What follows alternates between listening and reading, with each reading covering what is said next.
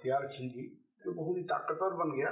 और कुछ किंवदंतियां भी हैं कि वो नालंदा पर क्यों उसने आक्रमण किया। तो उसने हर एक पेज पर उस लेप लगा दिया, और जब बख्तियार खिलजी उसको पलटता था तो दवाई भी उसी अंदर चली जाती थी और वो ठीक हो गया। बख्तियार खिलजी ने, जो अभी आपका बिहार शरीफ है जी, वहाँ भी एक विश्वविद्यालय था, उसका नाम था ओदंतपुरी। अगर आप बिहार शरीफ में जाएं तो आपको एक ही पहाड़ी दिखाई पड़ेगी, और उसी पहाड़ी के ऊपर था। अच्छा। और भी विस्तार रहा होगा। तो वहाँ उसने कैंप किया, और कैंप करके नालंदा को अटैक किया, और वहाँ सारे लोग मारे गए, तिब्बत तक चले गए और चीजें बच गई। बाद में तिब्बती लोगों ने कुछ अनुवाद भी किया, उसका फिर से हम लोग रिट्रांसलेशन करके और फिर कुछ काफी कुछ को रिस्टोर करा है। एक से बढ़कर एक नैरेटिव गढ़े जा रहे हैं कि इतिहास में बौद्ध और हिंदुओं के बीच लड़ाई हुई थी। क्या वास्तव में ऐसी कोई लड़ाई हुई थी?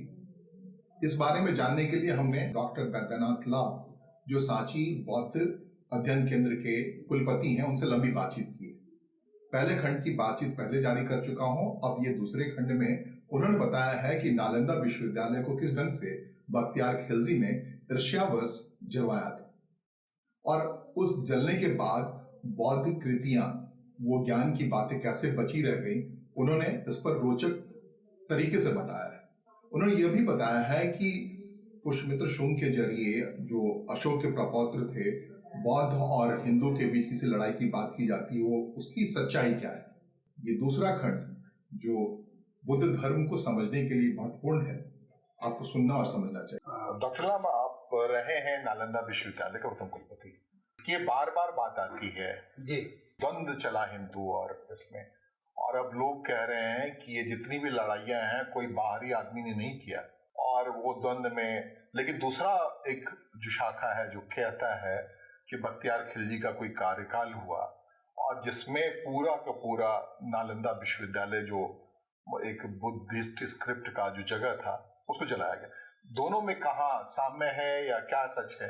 ऐसा है कि मोहम्मद गोरी ने पृथ्वीराज चौहान को हराया, लेकिन लूट करके, और पृथ्वीराज चौहान को ब्लाइंड किया, वो ले गया गौर और वहाँ पर उनकी हत्या कर दिया। और ये सब हम लोग इतिहास में खूब पढ़ते ही रहे हैं। और पृथ्वीराज चौहान ने सब वेदीवान चला करके मोहम्मद गोरी को मारा, उससे एक अलग स्टोरी है। लेकिन उसी का एक सेनापति था बख्तियार खिलजी, मोहम्मद गोरी का। तो प्रथम बार, वैसे तो 1206 में कुतुबुद्दीन ऐबक ने प्रथम बार उसका एक गुलाम था, तो गुलाम वंश कहलाता है वो, हाँ, जो दिल्ली में उसने शासन स्थापित किया। मोहम्मद गोरी ने यहाँ शासन स्थापित नहीं किया, लेकिन वो प्रभाव तो रहा ही। अंतिम राजा थे, पृथ्वीराज चौहान को मारा और सब खत्म हो गया। तो वो चल करके उन्हीं के एक सेनापति था बख्तियार खिलजी, जो बहुत ही ताकतवर बन गया। और कुछ किंवदंतियां भी हैं कि वो नालंदा पर क्यों उसने आक्रमण किया। तो उसके बारे में कहते हैं कि उसको एक ऐसी कोई बीमारी हो गई थी जिससे कोई इलाज नहीं कर पा रहा था। अच्छा। उसके जितने मौलवी और जितने हकीम हुकाम कुछ नहीं कर पा रहे थे। तो पता चला कि कोई नालंदा में कोई काफिर है, उसका एक बहुत बड़ा वैद्य है जो इलाज जानता है। तो वहाँ आया, लेकिन उसने जिद भी ठानी थी, मैं किसी विधर्मी के हाथ से अपना वो नहीं कराऊंगा, इलाज नहीं कराऊंगा। तो कहा कि ठीक है। तो उसको युक्ति निकाली, उसमें के जो शायद शिलभद्र या कुछ नाम था, मुझे ध्यान नहीं आ रहा है। तो उन्होंने कहा ठीक है, आपका इलाज हो सकता है। तो आप कुरान पढ़ते हैं? तो कहा पढ़ते हैं। तो मैं देख सकता हूँ, आप ये दीजिए। तो कहा कि हाँ। कहा कि उन्होंने कोई आवाज, मैंने कोई दवाई ऐसी लेप लगाया कि हर एक पेज पर कैसे पलटते हैं, तो ऐसे वो करता, उंगली लगाता था जीभ पर और पन्ना पलटता था। तो कहा ठीक है। तो उसने हर एक पेज पर उस लेप लगा दिया, और जब बख्तियार खिलजी उसको पलटता था तो दवाई भी उसी अंदर चली जाती थी और वो ठीक हो गया। तो ये पता चला कि ऐसा हमारे इस्लाम में ये नहीं है कोई इसका इलाज, और ये काफिरों के पास कैसे है। तो कहा कि नहीं, इसको खत्म करो, जब इस्लाम में नहीं है तो। और इस कहानी में कितनी सच्चाई है ये मैं दावा नहीं करता है इसका, लेकिन ये कई बार इतिहास में हम जाते हैं तो कुछ किंवदंतियां भी कहीं कहीं जुड़ जाती हैं। तो एक है वो, और उसने उसको बख्तियार खिलजी ने, जो अभी आपका बिहार शरीफ है जी, वहाँ भी एक विश्वविद्यालय था, उसका नाम था ओदंतपुरी। अगर आप बिहार शरीफ में जाएं तो आपको एक ही पहाड़ी दिखाई पड़ेगी और उसी पहाड़ी के ऊपर था। अच्छा, और भी विस्तार रहा होगा। तो वहाँ उसने कैंप किया और कैंप करके नालंदा को अटैक किया और वहाँ सारे लोग मारे गए। 2 लोग थोड़ा प्रोटेस्ट जिन्होंने किया वो भी मारे गए, और जो कुछ भाग सकते थे वहाँ से वो कुछ मैन्युस्क्रिप्ट्स लेकर के, पांडुलिपियां लेकर के उत्तर की तरफ भागे, गंगा पार किया, उधर मिथिला क्रॉस करते हुए नेपाल क्रॉस किया, तिब्बत तक चले गए और चीजें बच गई। बाद में तिब्बती लोगों ने कुछ अनुवाद भी किया, उसका फिर से हम लोग रिट्रांसलेशन करके और फिर कुछ काफी कुछ को रिस्टोर कराया है। राहुल सांकृत्यायन गए थे, उन्होंने काफी कुछ मैन्युस्क्रिप्ट्स वहाँ से लाए थे, जो अभी पटना में जो पटना संग्रहालय म्यूजियम का पार्ट है, राहुल सांकृत्यायन का बहुत बड़ा अभिलेख को भंडार है, उसमें बहुत कुछ पर काम भी हुआ है। इस प्रकार से काम हुआ। इस पे ये बताइए कि वो जो कहानी कही जाती है कि बरसों तक चलता रहा, वो क्या? बरसों तक तो नहीं, उसकी लाइब्रेरी जो थी ना उसमें 3 ये रत्नोदधि, रत्न सागर और एक तीसरा का नाम, वो 3 बिल्डिंग पे 9 मंजिला बिल्डिंग थी। तो कितना कुछ रहा होगा जब प्रिंटिंग प्रेस नहीं था, कितना काम हुआ होगा वहाँ पर, कितनी पुस्तकें रही होंगी, कितनी पांडुलिपियां रही होंगी जो महीनों तक, भले ही वर्षों तक तो नहीं, 6 महीने तक, बहुत सारे लोग कहते हैं वो 6 महीने भी छोड़ दें अगर हम तो आज भी किसी लाइब्रेरी में आग लगा दें तो 2-4 दिन में चीजें खत्म हो जाएंगी। लेकिन उस समय में जब प्रिंटिंग मशीनें नहीं थी, कागज नहीं रहा होगा, कागज तो होते थे। आपको स्मरण होगा पहले नेपाल में अभी भी वो कागज बनता है, तो हम लोग बसाह कागज कहते थे और वो उस पर इतनी मजबूती, कुछ लिख रहे तो मिटती नहीं थी चीजें। वो आजकल के जो आधुनिक कागज हैं उस पर लिखिए तो कुछ समय के बाद फेंड कर जाती हैं, लेकिन उस बसाह कागज पर उसकी मजबूती बहुत होती थी और उस पर लिखते थे लोग। तो अभी भी नेपाल में वो चीज है, परंपरा है। तो उस तरह की चीजों पर कितना कुछ लिखा गया होगा कि मैं तो कहता हूँ 6 महीने छोड़ दीजिए, अगर 3 महीने भी रख लें तो 1 महीना भी रख लें तो 1 महीने में कितना कुछ रहा होगा, सब कुछ जलकर स्वाहा हो गया। इतिहास का समय कौन सा था? वो 12वीं शताब्दी का अंतिम दशक। कुछ लोग 1193 कहते हैं, कुछ लोग 1196 कहते हैं, कुछ लोग 1203 कहते हैं। हम मोटे तौर पर मान लेते हैं अंतिम दशक 12वीं शताब्दी का। उसके बाद भी नालंदा बिल्कुल समाप्त नहीं हुआ, थोड़ा थोड़ा बहुत ही छोटे स्तर पर कुछ पढ़ाई होती रही, क्योंकि बाद भी कुछ लोग गए हैं वहाँ, तो देखा कि कुछ लोग आचार्य लोग हैं। लेकिन उसका जो राजाश्रय खत्म हो गया, वो पाल वंश के बाद सेन वंश आया, वो लोग इतने कमजोर हो गए। ह्वेनसांग उससे बाद में आया है? नहीं, पहले वो तो 7वीं शताब्दी में आया, हर्षवर्धन के टाइम। हाँ, तो ह्वेनसांग ने क्या कहा है, एक बार अगर दर्शकों को बता दें नालंदा के बारे में। नालंदा के बारे में वो कहते हैं कि 10,000 विद्यार्थी पढ़ते थे और पूरी की तरह से ये रेजिडेंशियल इंस्टीट्यूशन था। तो 10,000 विद्यार्थी और 1500 शिक्षक, और मैं तो कहता हूँ कुछ तो सपोर्टिंग स्टाफ भी रहे होंगे।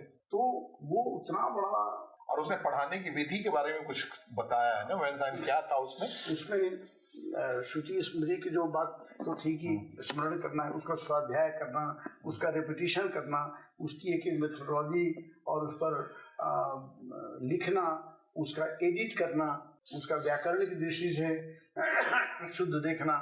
तो इस तरह से बहुत ही उसकी काफी गहन ऐसी मेथोडोलॉजी थी। और पढ़ाई वहाँ पर जो आजकल हम लोग मैट्रिक जो स्टैंडर्ड कहते हैं, उस समय से लेकर के और बिल्कुल शोध तक, अच्छा, तो वैसा था। तो और वहाँ के जैसे आदमी कहते हैं कि रॉयल एशियाटिक सोसाइटी या कुछ रॉयल एकेडमी का, ब्रिटिश एकेडमी का कुछ मेंबरशिप हो जाना, मिल जाना, वो भी अपने आप बहुत बड़ी चीज है लोगों के लिए। नालंदा का एक कोई विद्यार्थी हो जाना, नालंदा के साथ जुड़ जाना, ये अपने आप में मोस्ट प्रेस्टिजियस इशू होता था। तो मैट्रिकुलेशन के स्टैंडर्ड के लिए बच्चों के एडमिशन के लिए बहुत कठिन परीक्षा नहीं थी, लेकिन जो बाद में आते थे वहाँ द्वार पंडित होते थे। और द्वार पंडित का काम था कि वो समझिए कि कई 4 द्वार थे संभवतः वहाँ पर, और जो विद्यार्थी वहाँ जाना चाहता था उसको पहले द्वार पंडित के क्वेश्चन को फेस करना पड़ता, और जब उनको संतुष्ट कर लेता था तभी उसको अंदर जाने की। असली एग्जामिनर द्वारपाल होता था। उसके बाद उससे हायर क्वालिफिकेशन वाले अंदर होते थे, तो कोई किसी के लिए नहीं था कि कोई डोनेशन दे दिया और एडमिशन हो गया। ये बहुत ही कठिन वो इसका एग्जामिनेशन इंट्रेंस सिस्टम था। इस प्रकार से तब वो जाते थे। ये चीनी यात्री ह्वेनसांग ने अपने इसमें विस्तार से बताया। और उसमें चीन के अलावा हम लोग तो केवल अधिकतर हम लोग पढ़ते रहे, चीन से लोग आए, वो फाशियान आया, ह्वेनसांग आया, इत्सिंग आए, तो उसके अलावा और भी बहुत सारे लोग के मिलते हैं, उल्लेख मिलते हैं। कोरिया से लोग आते थे, जापान से आते थे, इंडोनेशिया से आते थे, मलेशिया से आते थे, म्यांमार से आते थे। तो एक बहुत बड़ी परंपरा रही है।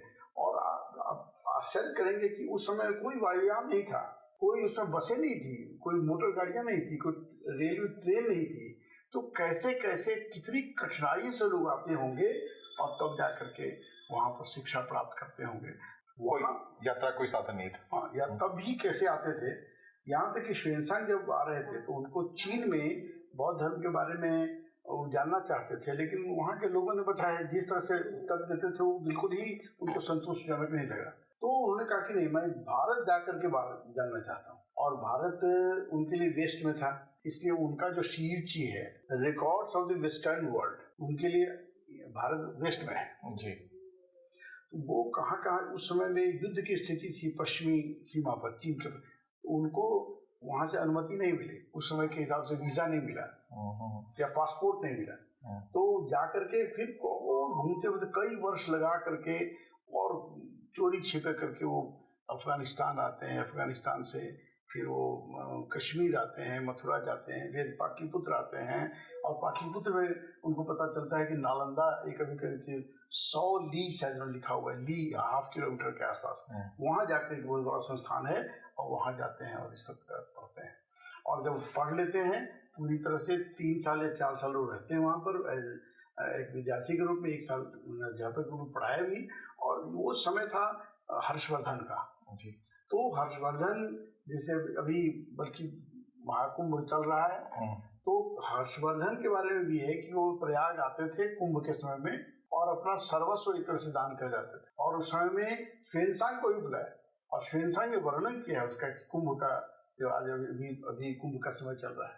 ये किस सन की बात कह रहे हैं? ये 7वीं शताब्दी कह लीजिए। 7वीं शताब्दी में जो हर्षवर्धन थे, इसको कुंभ की बात करते हैं। उसमें उस चीनी यात्री ने इसके बारे में विस्तार से बताया कि कैसे यहाँ आकर के वहाँ के राजा सब कुछ, और यहाँ जब वो विद्वान इतने बन गए तो उनकी ख्याति बढ़ गई, वो सेलिब्रिटी हो गए। और जब उन्होंने अपने चीन के राजा को संवाद भेजा कि क्या मैं आ सकता हूँ, तो उनका कहा कि बिल्कुल आइए, और उनका राजकीय सम्मान किया गया। तो इतने बड़े पंडित हो गए वो, और उन्होंने इतना काम किया कि आज भी जाकर के हम ह्वेनसांग के रिकॉर्ड से हमको बहुत कुछ बुद्धिज्म के बारे में पता चलता है कि हमारे देश में कहाँ कौन कौन सी चीजें थी।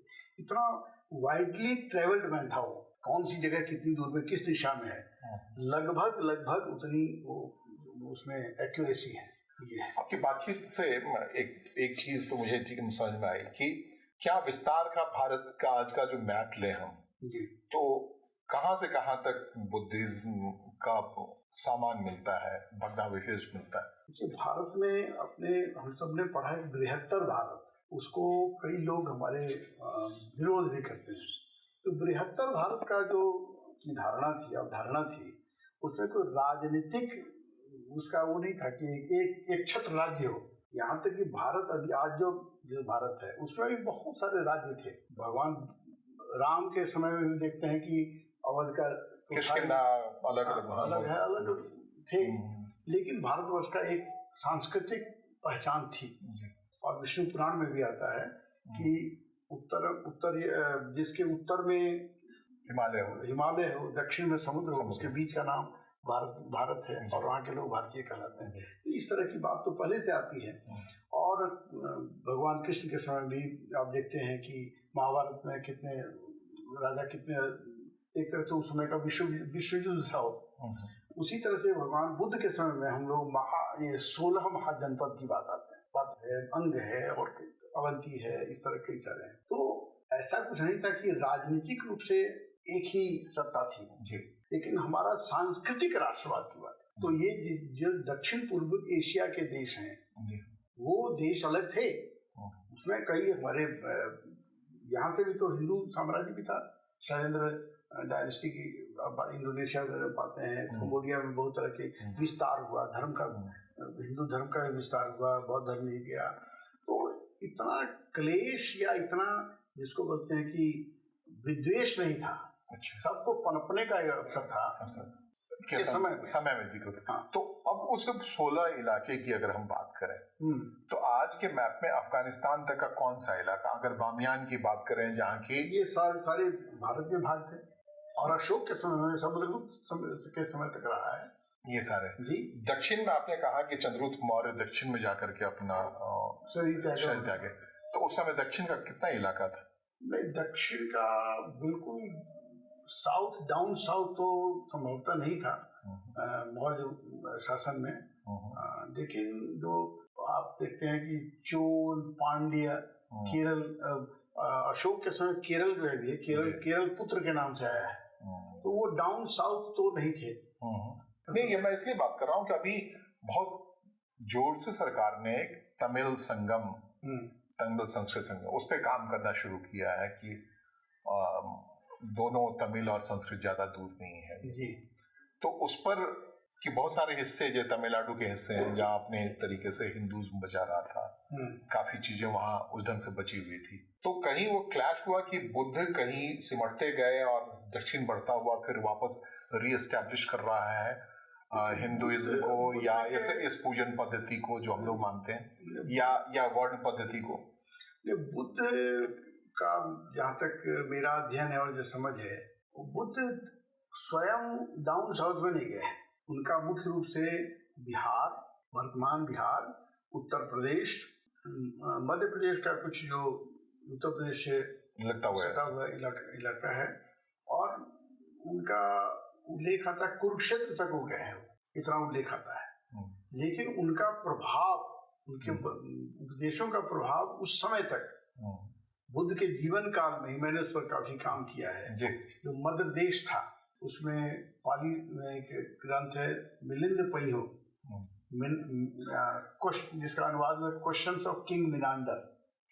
वहाँ का राजा था द्वितीय शताब्दी ईस्वी पूर्व में। तो वहाँ पर मध्य देश जो था, वहाँ की महाभारत में माद्री वही की थी, और वहाँ पर बौद्ध धर्म का प्रभाव चला गया था और बुद्ध का संदेश चला गया था। तो वहाँ के कुछ लोग जो बुद्ध के समकालीन थे, उनके डायरेक्ट शिष्य थे, ऐसे लोग मध्य देश से थे। राजा बिंबिसार की पत्नी थी एक वहाँ की मध्य देश की राजकुमारी थी जो बुद्ध की शिष्य बनी। तो इसलिए उसका उनके संदेश व्यापारियों के माध्यम से, धर्म प्रचारकों के माध्यम से तो नहीं होगा। डॉक्टर लाभ, जो हम जानने की कोशिश कर रहे हैं कि जो बुद्ध के, आपने कहा कि बुद्ध के प्रभाव का इलाका बहुत विस्तृत था, यात्रा उन्होंने बदही माद्र इलाके तक की, कुरुक्षेत्र थी, लेकिन माद्रा पाकिस्तान में है आज के राजनीतिक इसमें मैप में। अफगानिस्तान का बामियान एक बड़ी घटना हुई, लोग कहे कि अगर जब तक तालिबान के समाप्ति की वजह वही रही कि लोग कहते रहे ओसामा बिन लादेन को इसको मत मार के उड़ाओ, नहीं तो जिसने उड़ाया है या जिसने छेड़छाड़ किया वो चला जाता है। तो कहते हैं उसके खत्म होने की कहानी भी इसी बुद्ध के प्रभाव का है। ऐसे पहाड़ों को काट काट करके अद्भुत बुद्ध को लेकर अद्भुत कृतियां की गई हैं, लेकिन वो उस शेप में, संरक्षित शेप में नहीं है। उसके बारे में कोई अध्ययन संस्थान कुछ काम कर रहा है? देखिए, मैं तो अफगानिस्तान तो धीरे धीरे नॉर्मलिटी पर आ रहा है, और जो तालिबान वगैरह ने जो भी वहाँ पर कहर मचाया, और आपका बामियान बुद्ध के बारे में भी कि श्वेनसाई जब आया तो उसने देखा, उसके दर्शन किए थे, अपने इसमें वर्णन किया है। बाद में चलकर जब धर्मांधता आ जाती है तो फिर बहुत सारी चीजें तहस नहस हो जाती हैं।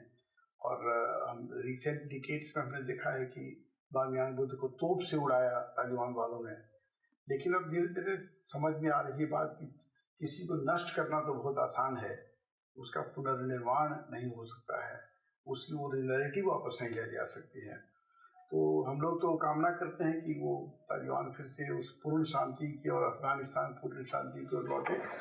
जहाँ तक देखिए पाकिस्तान की बात है, तक्षशिला का विश्वविद्यालय जो था वो बुद्ध के समय से पहले से था, और वो तो चाणक्य की बात में, चाणक्य की बात आती है। अंगुलीमाल वहाँ का विद्यार्थी था, तक्षशिला का विद्यार्थी था, और भी बहुत सारे लोग वहाँ पर जो थे बुद्ध के जो समकालीन थे। तो वो संस्था तो पहले से थी, लेकिन वो मुख्य रूप से गुरुकुलों के आकार में था। कई सारे गुरुकुल थे। संगठित विश्वविद्यालय के रूप में पहला नालंदा महाविद्यालय है, जो संगठित विश्वविद्यालय संसार का पहला। तो तक्षशिला वैसे जयपुर से पुराना है, लेकिन तक्षशिला एक संगठित विश्वविद्यालय के रूप में था, अलग अलग ग्रुप ऑफ स्कूल्स कह सकते हैं हम। तो ये जो नालंदा विहार सिर्फ बुद्धिज्म की पढ़ाई हो रही थी या उसमें वेदों की पढ़ाई थी, अर्थशास्त्र की पढ़ाई थी, तर्क शास्त्र की पढ़ाई थी, न्याय शास्त्र, चिकित्सा शास्त्र, गणित, ज्योतिष, मेट्रोलॉजी, ये औषधि विज्ञान सब की पढ़ाई थी। इसलिए कोई उसको ये भी कहना कि नहीं वो केवल बुद्धिस्ट यूनिवर्सिटी थी, ये कहना ऐसा नहीं है, कुछ अधूरा सत्य है, अधूरा सत्य है। लेकिन ये बात बार बार आ रही है कि दरअसल पुष्पमित्र सिंह ने ये जो एक हिंदू और बुद्ध का क्लैश था और बुद्ध को ही स्थापित करने के लिए पहले बातें हुई और पुष्पमित्र कृष्ण ने करेक्ट किया, बाकी हिंदू की चीजें वापस आई। इसके बारे में ये कि मैंने तो पहले जिक्र किया, मिनांडर जो सियालकोट का राजा था, मध्य प्रदेश का, की राजधानी शाकल संस्कृत में आता है शाकल, पाली में वही शब्द है सागल, तो वहाँ का राजा था। और उसने आक्रमण किया मगध के ऊपर, और मगध का उस समय जो राजा था वो था पुष्यमित्र सिंह, जो ब्राह्मण था। और इसके बारे में थोड़ी सी पृष्ठभूमि में बता दूं कि अशोक का प्रपौत्र बृहद्रथ वो बौद्ध धर्म के नाम पर इतना कायर हो गया था। राजा को ठीक है अहिंसावादी होना कोई दिक्कत नहीं है, लेकिन आप पूर्णतः अहिंसावादी हो जाएंगे तो लॉ एंड ऑर्डर को कौन देखेगा? आपके जो गलत थलत एलिमेंट आपके समाज में आ जाएंगे, किसी बहन बेटी की इज्जत के साथ कोई खिलवाड़ कर रहा है, किसी का कोई हत्या कर रहा है, किसी का चोरी कर रहा है, डकैती कर रहा है, उसको अनुशासन में रखना किसका काम है? वो प्रशासक का काम है, शासक का काम है। और वो ये जो अशोक के उत्तराधिकारी लोग जो धीरे धीरे भूलने लगे। ये जनता में बहुत बड़ा प्रकार से असंतोष था, और उसी में एक सेनापति उनका निकला पुष्यमित्र सिंह, जो उसने एक बार जो सेना का निरीक्षण कर रहा था बृहद्रथ, तो भी उसकी गर्दन काट डाली और खुद राजा डिक्लेयर हो गया, उसने घोषणा कर दी, और उसका कहीं भी विरोध नहीं हुआ। जनता ने स्वागत किया कि एक नालायक राजा से हमको मुक्ति मिल गई। तो हो सकता है, बिल्कुल मैं उससे नकार नहीं कर सकता हूँ, हो सकता है कि कुछ समय तक बौद्धों के प्रति प्रतिक्रिया रही हो, और वो प्रतिक्रिया क्या, अगला चरण क्या हुआ कि मिनांडर ने उस पर आक्रमण किया, तो मिनांडर को पुष्यमित्र सिंह खदेड़ता हुआ पंजाब तक ले गया। और एक कहीं मिलता है, लामा तारनाथ की किताब में मिलता है कि जो 1605 ईस्वी का लिखा हुआ है कि उसने कहा कि एक बौद्ध का सर काट करके लाओ और मैं 1000 स्वर्ण दिनार दूंगा। उस पर प्रश्न ये उठता है कि दिनार तो कोई बात में रही नहीं, तो ये बात ही बेकार है। तो 17वीं शताब्दी का एक लेखक लिख रहा है, वो मनगढ़ंत बात भी हो सकती है। और अगर ऐसा होता, मैं तो उसका विरोध करता हूँ, मैं नहीं मानता हूँ। अगर उसकी बात सही होती, ये भी कहा गया कि सांची के स्तूप को उसने तोड़ा, तो सांची के स्तूप को अगर तोड़ता तो पूरी तरह से वो जमीन दोज कर देता उसको। फिर उसको आज जो सांची का स्तूप है, जो वर्ल्ड हेरिटेज साइट है, विश्व धरोहर है, और उसकी आकृति, उसका जो उसकी सजावट है शुंगों ने की है। तो शुंग अगर इतने होते, उसके विरोधी होते, तो उसको पूरा का पूरा समाप्त कर देते। ये इसलिए आंशिक रूप से बौद्धों के खिलाफ एक प्रतिक्रिया हो सकती है सत्य, लेकिन ये पूर्ण सत्य नहीं है। उन्हीं शुंगों ने भरहुत का जो मध्य प्रदेश में बहुत बड़ा इंपॉर्टेंट साइट है, उसको भी डेवलप किया। तो कैसे हम कह सकते हैं कि वो बौद्ध का विरोधी था?